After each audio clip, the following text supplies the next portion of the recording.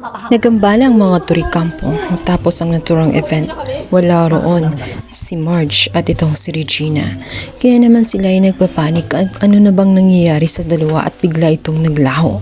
Hanggang sa makaisip na nga itong si Paolo na walang ibang posibleng may gagawa noon sa dalawa kundi si Aldrin lamang at si Thea na laging nanggugulo sa kanila. Nagulat si Marge at itong si Regina matapos masaksihan nga ang pagmumukha nga ni Thea at nitong si Aldrin kung saan gigil na gigil. Ito na yata ang kanilang katapusan. Sinubukan ni Marge na magmakaawa dito kay Thea at Aldrin. Kinausap niya itong si Thea na masama ang kanyang ginagawa at maaring sa kanyang ginagawa ay mawawala na ng ina. Nagagabay itong si Ashley matapos nga na mawala itong si Marge. Subalit hindi nakikinig itong si Thea. Wala na siyang pakialam maging sa kanyang anak. Ayon sa kanya ay boarding lamang si Ashley. Dahil sa narinig ni Marge at ni Regina ay nanginginig na sila sa takot. Anumang oras ay mamawala na ang kanilang buhay, lalong-lalo na at nakita nila na armado ang mga ito at nakatutok pa ang mga baril sa kanilang mga pagmumukha. Tig-isa pa sila ng baril. Kaya naman isang kalabit lang ay tiyak at tapos ang kanilang mga buhay. Maging itong si Aldrin ay sinubukang kumbinsin ni Marge.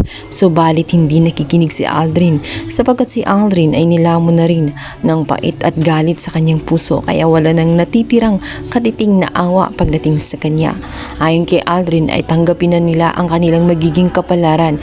Hindi pa umano sila masaya na makakasama na nila si Edward. Nagawa si Marge at itong si Thea kundi dasal na lamang ang tanging magkakapitan nila.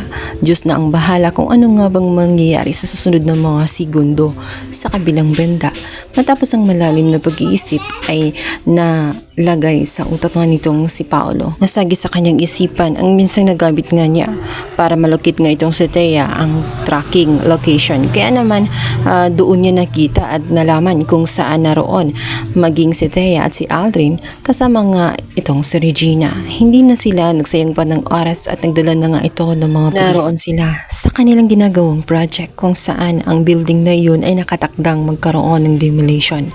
Anong mga oras ay guguho na ang building na iyon kasama si Regina at Marge dahil nga sa may hawak ngang bomba itong si Aldrin at ito ang kanyang iiwan. Ngunit ang malaking katanungan ngayon ay makakalabas pa sila ng buhay o tuluyang kayang magtatagumpay ang kanyang plano na mamatay itong si Regina at itong sapagkat bago pa man nila magawa ang kanilang mga plano ay maririnig na nila ang mga ugong ng mga pulis at dito na magpapanik ang dalawa kung ano ang kanilang gagawin.